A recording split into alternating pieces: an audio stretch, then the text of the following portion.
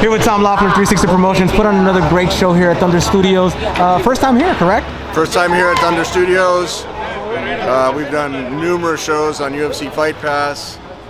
We got Omar Trinidad here. You saw Callum Walsh as the co-feature there on the big Canelo Crawford show, and you know Mizuki all the fighters had great performances tonight, but Mizuki defended her title again successfully, her WBO and Ring Magazine title, and she's really emerging as the next superstar from Japan.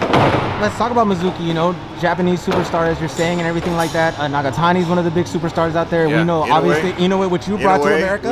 We put her Inoue on his first show here in America on the Superfly show. Yeah, Superfly 2. HBO, yeah, I remember that. Yeah. Roman Chocolatito Gonzalez versus Song Rumusai was the main event that night. Yes. But talk to us about bringing her here to America, and again, this is her fourth defense this year. Right. Putting her in America and showing her off compared to if she were just in Japan fighting. Oh, we got her a lot of exposure.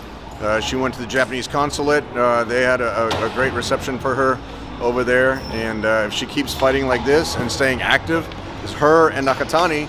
And Nakatani's scheduled to fight would be the only world champions making 4 world title defenses like that. So that was Triple G's secret sauce to success, not only because he was knocking people out, but he was staying so active. And I think Mizuki's on the same path of activity, and we're going to see about getting her into just continuing to build her career.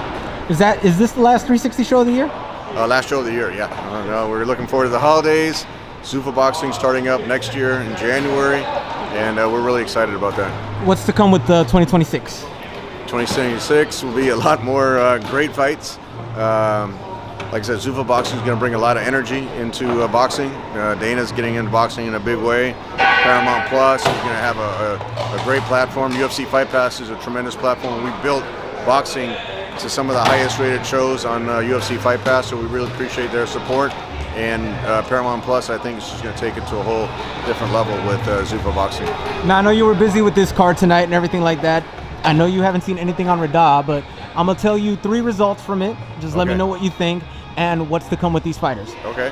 Bam Rodriguez, knockout victory versus Puma. I saw that one-punch knockout victory. And when you can knock out another champion like that, that's a tremendous statement. I think Bam is definitely in the conversation for one of the best pound-for-pound fighters in the world, and very exciting.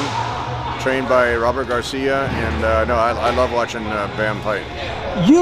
Since you brought up Superfly earlier, were we opened the doors. Exactly. You were there for a lot of promoters Carlos Cuadras or Rubensai, Roman Chocolatito Gonzalez, Gallo Estrada. That's you right there, bringing them to America.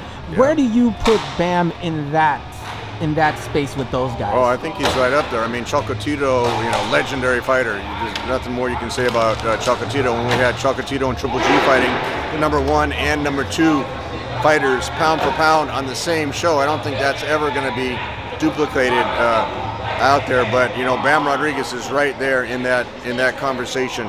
It would have been great to have him on the Superfly shows back then, but he's making his own way. And like I said, we put the spotlight on those lighter weight class fighters. Now, a lot of promoters have followed in our footsteps what I created on HBO with Peter Nelson, and it's great seeing the lighter division fighters like Bam, like Inoue back then, getting the exposure that they deserve.